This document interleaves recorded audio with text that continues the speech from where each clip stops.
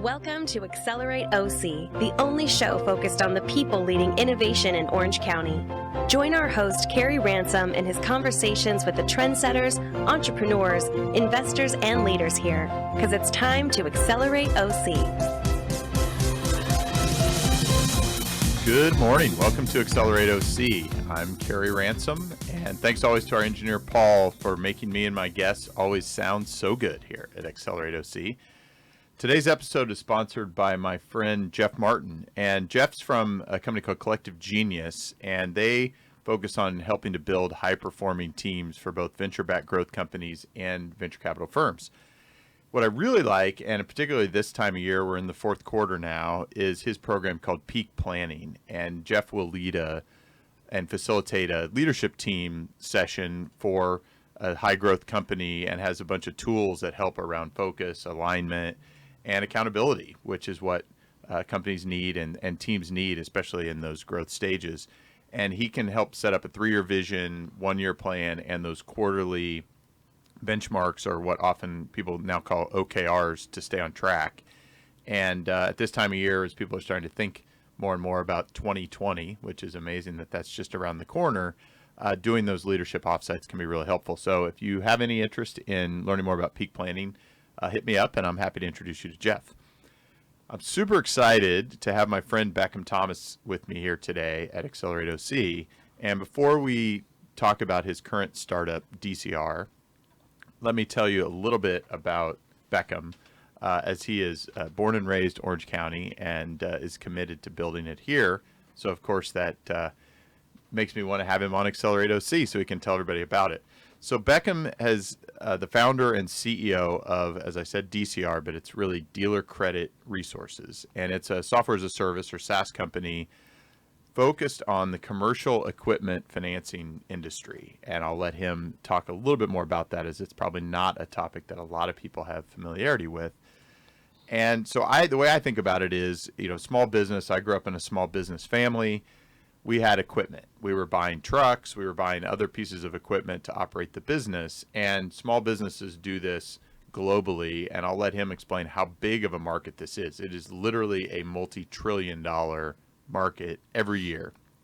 And often they don't have the money to pay for that equipment. So they need to finance it in some way, and they need to get payment terms or some sort of program to pay for the equipment. And so Beckham has figured out how to digitize this to create a much more efficient market for all people involved. He started it about a year ago, focused a year ago, although it's been many years in the making, and he's seen a need in the market for many, many years. And so that's what led him to actually start it. He'd been a partner, and he really is still somewhat a partner in a commercial lending business here for a number of years. And he's been an entrepreneur and an investor in a number of other ventures. And I think all of those collectively have really shaped how he looks at building businesses and what's led him to really commit to building DCR and see such a big opportunity. As another example, he's also a partner in a fast-growing restaurant chain here that many of you have probably been to, called Sessions West Coast Deli. He's definitely an overachiever. He's currently in the middle of starting a company that has the potential to disrupt a multi-trillion-dollar industry. He's also getting an executive MBA at Wharton. He already has his law degree and his pilot's license. Beckham, is there anything you can't do? He's an Orange County native, as I mentioned, and he's committed to building this really innovative, disruptive, and I would also say purpose-driven company here. He is the quintessential example of the entrepreneur doing it here in Orange County. So great to have you here. Great to be here, Kerry. Thanks for having me. Absolutely. So let's get to the starting line. Please tell us about DCR and how you found this opportunity. Sure. So I've had the opportunity to have exposure to the commercial equipment lending industry over the last 15 years, different capacities as a credit analyst, business development, investor, entrepreneur in the space, and through that have had the perspective to really see the challenges that are faced by the parties in the ecosystem on a day-to-day basis. We've all been exposed to fintech in different capacities, both either as business owners, entrepreneurs, or consumers. Most financial products today, we can go online, conduct research, compare and contrast available options, and in many cases actually complete the credit process, credit adjudication process, obtain the financing, and go on our way.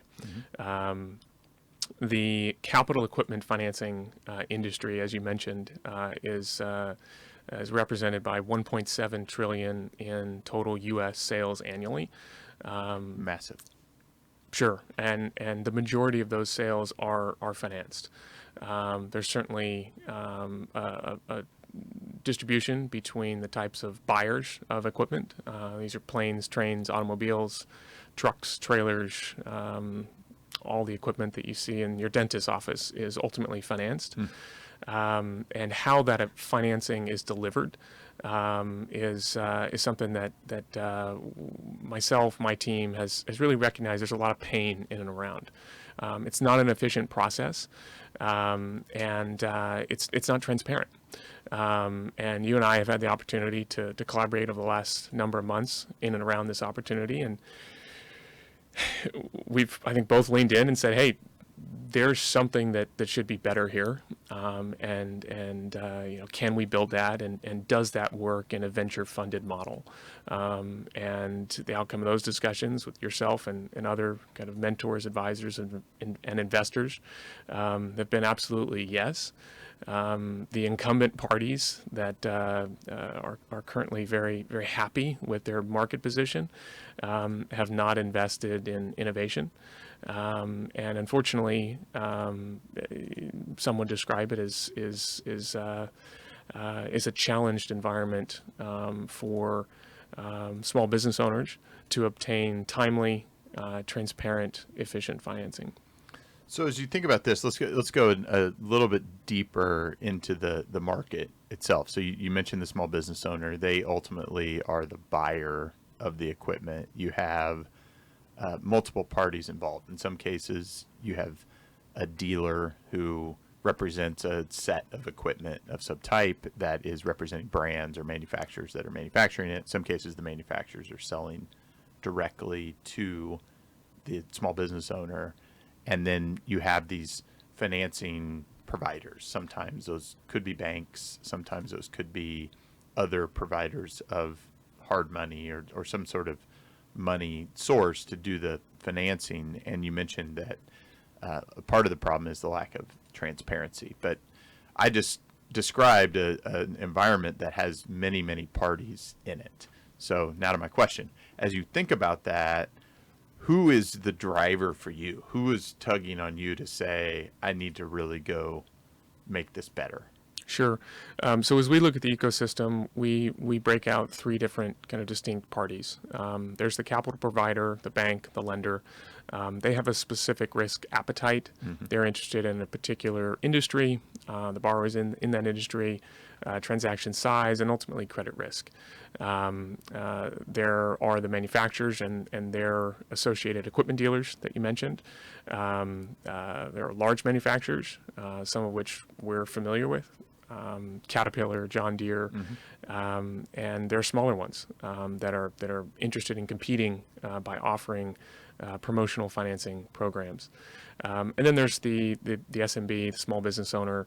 That connotation is it certainly can range, but these are really any business that is looking to be efficient with their capital and is not completing a 12+ month CapEx budgeting process. And so when you've got a seafood delivery company here locally, they need to buy 2 more trucks, either because 2 broke down or because they got a new contract that need to fulfill that. They're looking for the most efficient way possible to find the right vehicle that meets their needs and then obtain financing for it. We know that working with your local bank can sometimes take weeks. A dealership is often going to introduce some financing offer, but the transparency and the comparison of multiple offers in that process is usually not possible.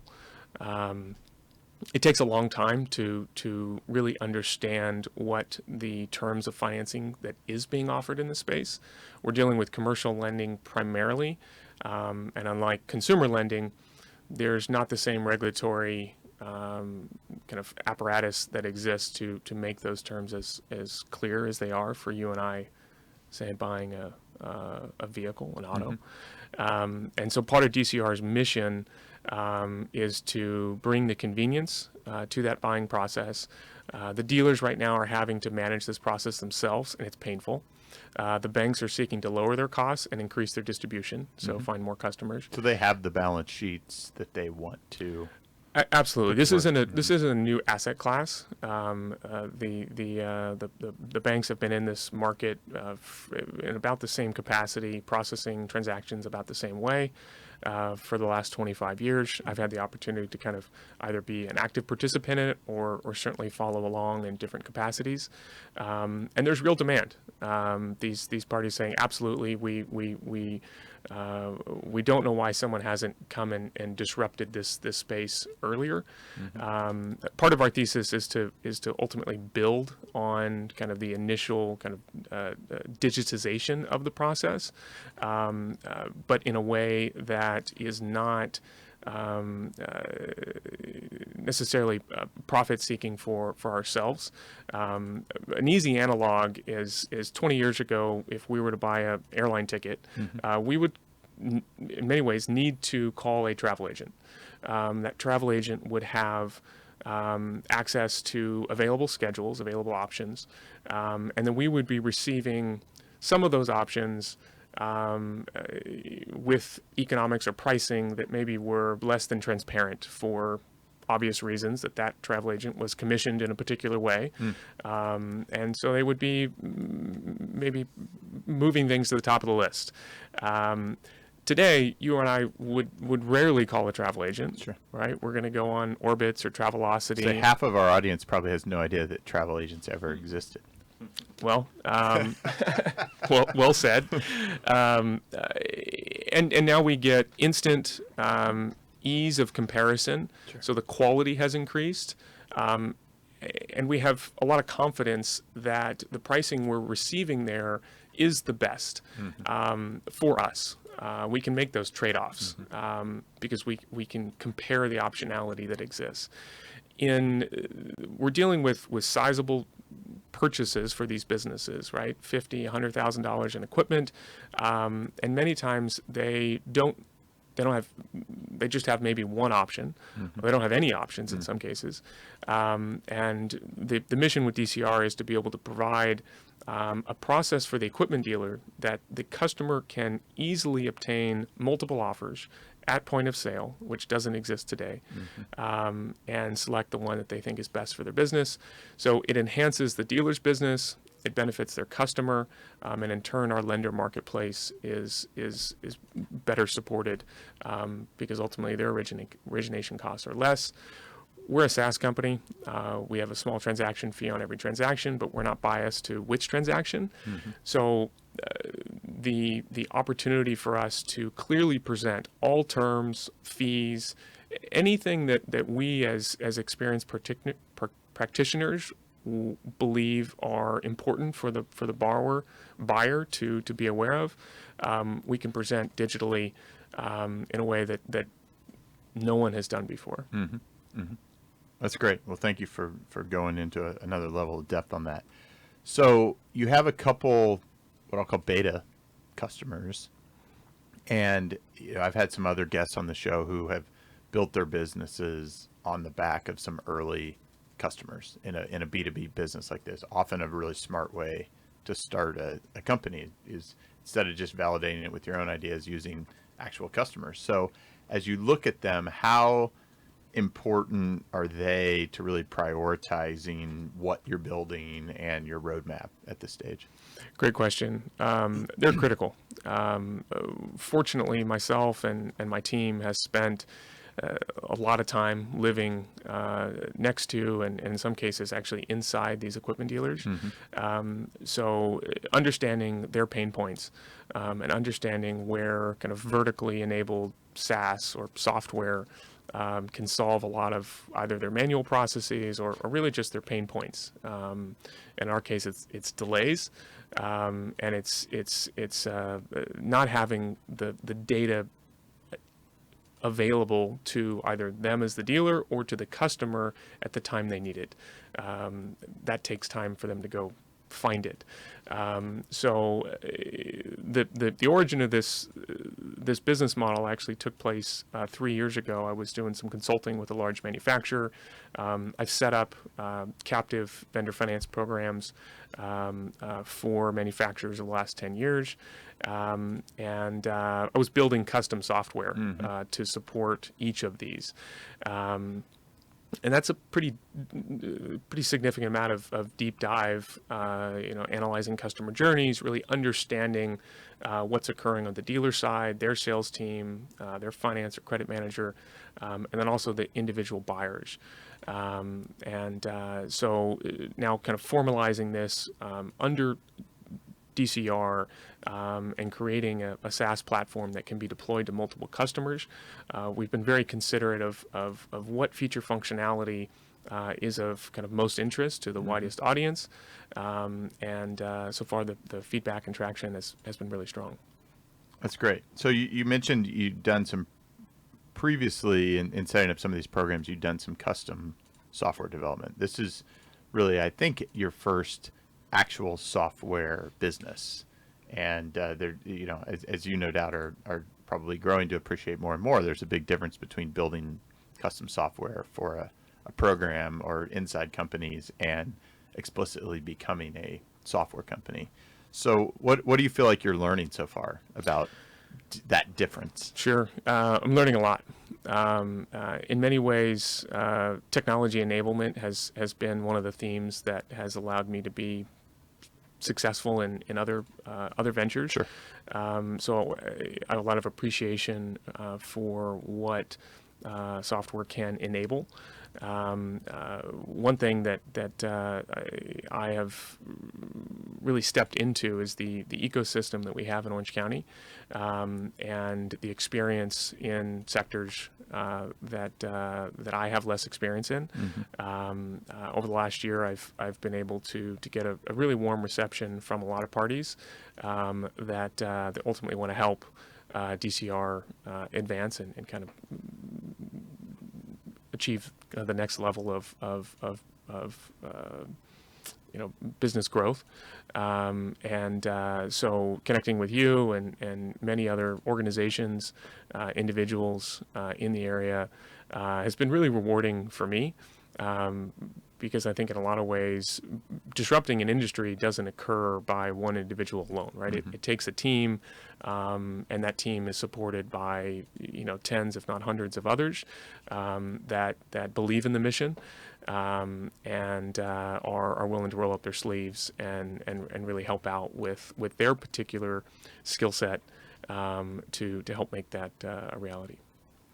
That's great. So let's go under the hood a little bit. You alluded to this. You've been out starting to talk to folks in the community and are starting to consider raising money to invest in this business. As you mentioned, first was sort of an evaluation of, is there a venture return potential here? I think most people would argue that in a $1 trillion market that's ready for disruption, that you should be able to find a significant opportunity there. So how are you finding the investor climate and the investment climate, both in Orange County and in general, for an early stage venture like this? Is something that is on the mind of a lot of people here in our community, but would certainly love your perspective on that. Sure.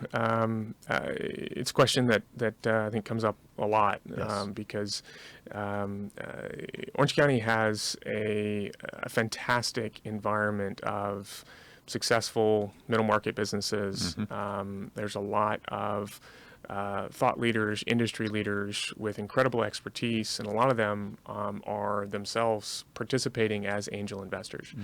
The institutional capital community, the venture capital community, is not as strong as it is in other areas, certainly the Bay Area. Sure. And so navigating kind of amongst some of those trade-offs is something that our team has worked through. I'd say the climate is certainly improving. Being an entrepreneur for the last 10 plus years, I've participated in varying capacities, and part of the reason, part of the decision for me to step into a full-time role with DCR is that the climate in Orange County, I think, is to a point where we're not only having strong reception at kind of the seed stage of funding, but the amount of follow-on capital that exists through the network that's here can very reasonably take us all the way through to a successful mature company stage. That's great. So, audience, I've found around Accelerate OC is really engaged and interested in finding ways to help, right? As you said, building a company is a team effort, or I like to call it a team sport.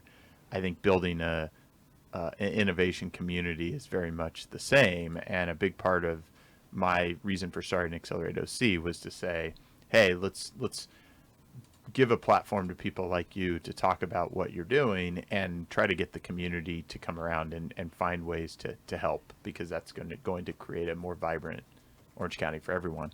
So as you think about the things in front of you right now, what are the ways that you feel like this community can help you and DCR? So I get the opportunity to spend some time in the Bay Area, and I'll compare that with the recent move that we made into the Evo Nexus incubator near UCI.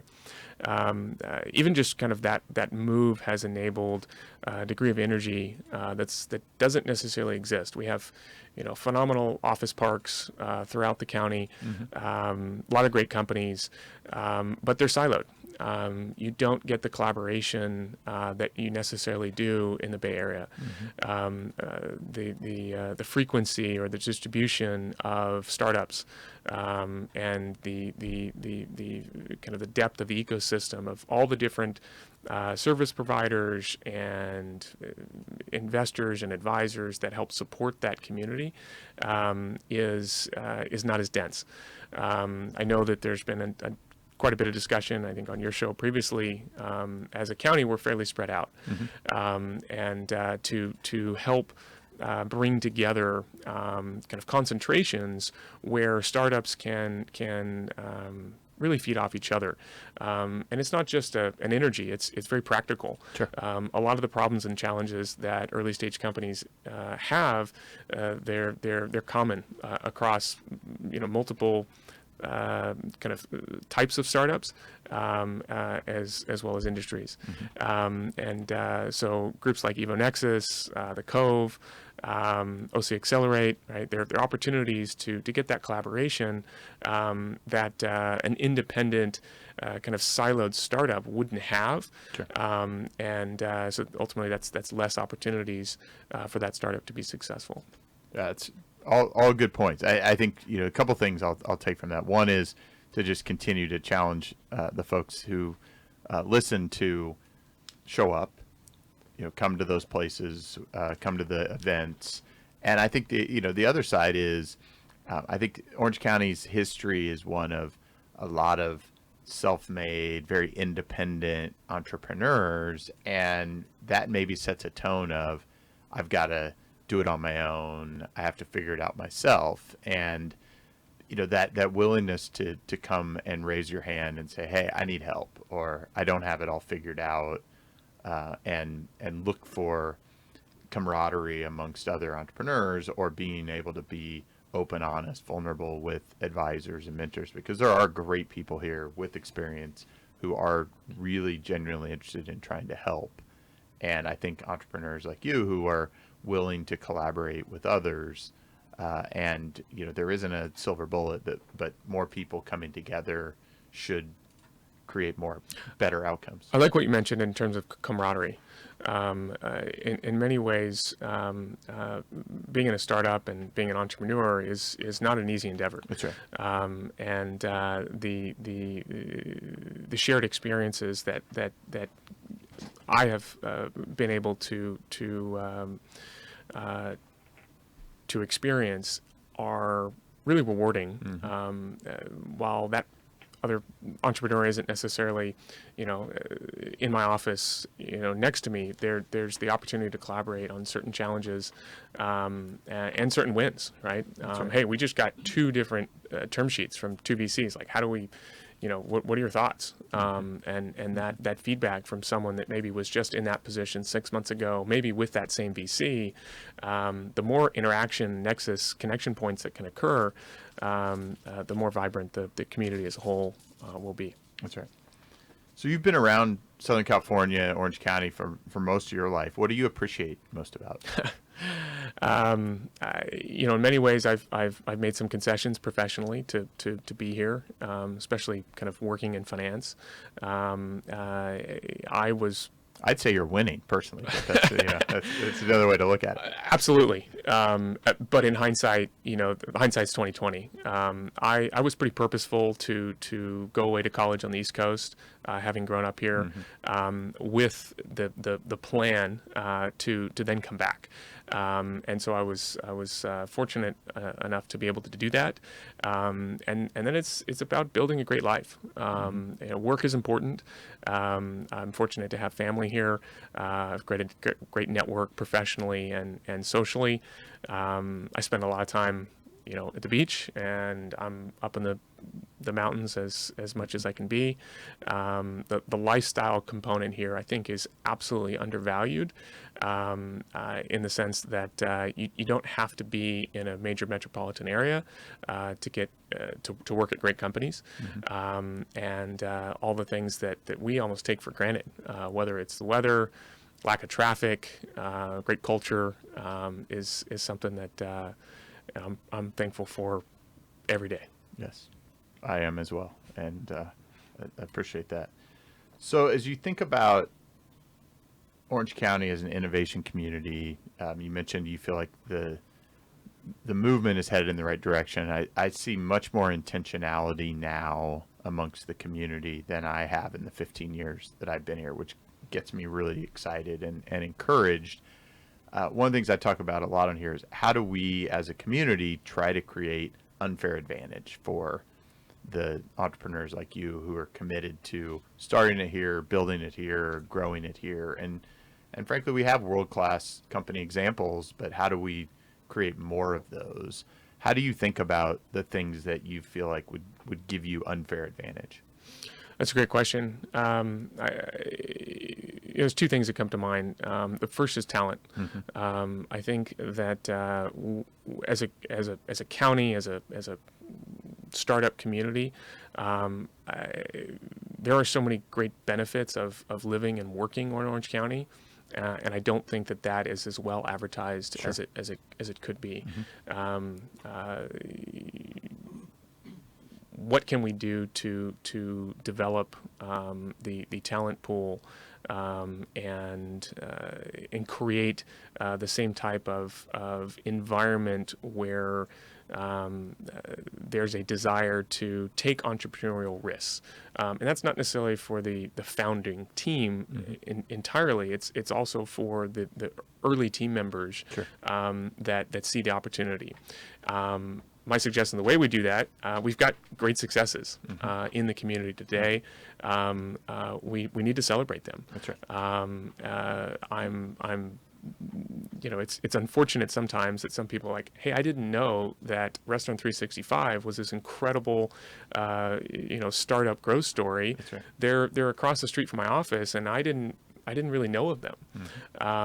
We've got some great fintech platforms in the area, so I think celebration of those, the teams that have built those, would be a great way to bring positive attention to the community. Yes. Well, unfortunately, Beckham, I could sit here for much longer and chat about a number of these topics. Paul is giving me the time sign here, so we've got to go to our final lap.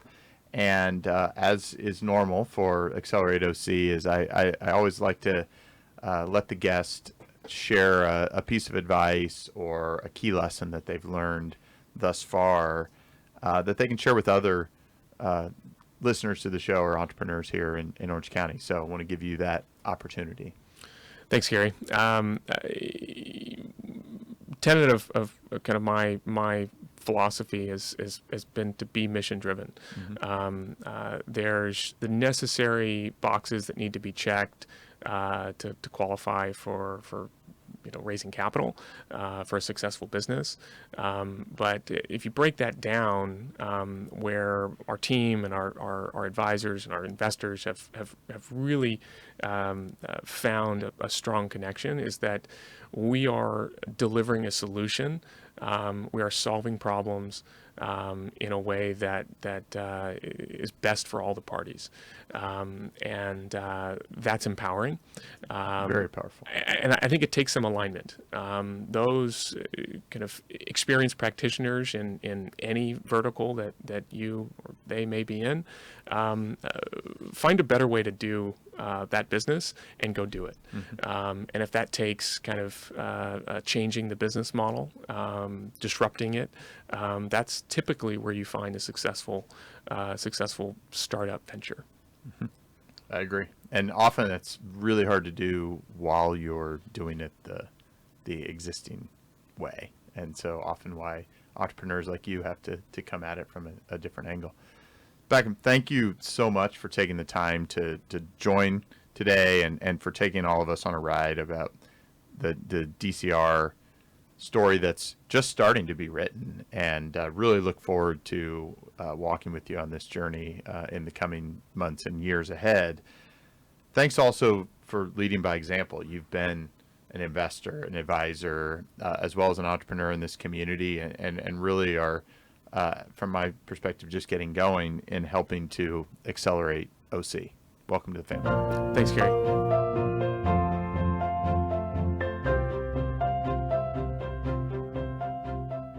You've just listened to Accelerate OC. Join our live recordings every Tuesday morning at accelerateoc.com, or listen, like, and share anytime from your favorite podcast spot. Let's accelerate OC together.